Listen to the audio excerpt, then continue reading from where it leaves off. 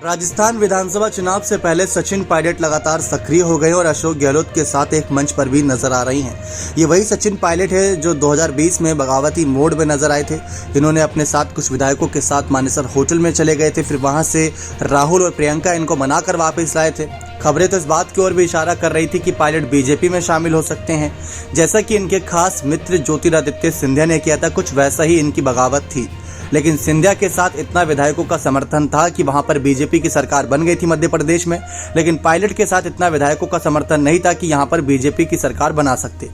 लेकिन कोशिश शायद इसी बात की थी, इस बात को गहलोत ने भी स्वीकार करा था। गहलोत ने अभी हाल ही में ये तक कह दिया था कि जितने भी विधायक बीजेपी के साथ जाने वाले थे, बीजेपी से जो भी 10 करोड़ या 50 करोड़ जितने भी पैसे लिए थे उन्होंने, जितने भी लाख या करोड़ पैसे लिए थे, अगर वो चुकाने हैं, उनके कुछ बकाया है, कर्ज बकाया है या कुछ भी बकाया है, तो वो आप बता दीजिए हमें, मैं कांग्रेस से बोलकर आपको पैसे दिलवा दूंगा ताकि आप बीजेपी को दे दें। तो इतनी बड़ी बात कह दी थी यहाँ पर अशोक गहलोत ने, और ये सबको पता है कि ये किसकी तरफ इशारा था। और सचिन पायलट की बात करें, समय समय पर इस बात को लेकर सवाल भी रहे कि सचिन पायलट बीजेपी में जाएंगे या नहीं, क्योंकि जिस तरीके से सिंधिया को बीजेपी ने बड़ी जिम्मेदारी दे दी थी, वैसे ही पायलट को लेकर सवाल था।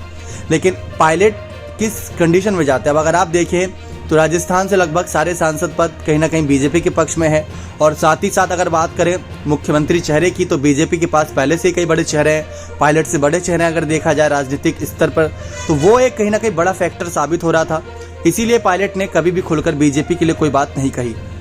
आज के समय में देखा जाए, पायलट अपने बयानों में कुछ ऐसी बातें कहते हैं जिससे ये नजर आता है कि एक तरीके से पायलट बीजेपी को नसीहत दे रहे हैं। उन्होंने ये कहा कि बीजेपी के पास मौका था सरकार गिरने और बचने का, बहुत अच्छा मौका था कि गहलोत की सरकार गिर सकती थी, लेकिन बीजेपी उसमें कामयाब नहीं हो पाई, बीजेपी घेराबंदी में कामयाब नहीं हो पाई। तो ये मुद्दे पायलट ने उठाए, और ये मुद्दे सचमुच लाजमी हैं कि अगर देखा जाए 2020 की बात कर ले या 2022 में विधायकों के द्वारा इस्तीफे की बात कर ले, अगर बीजेपी सही से घेरती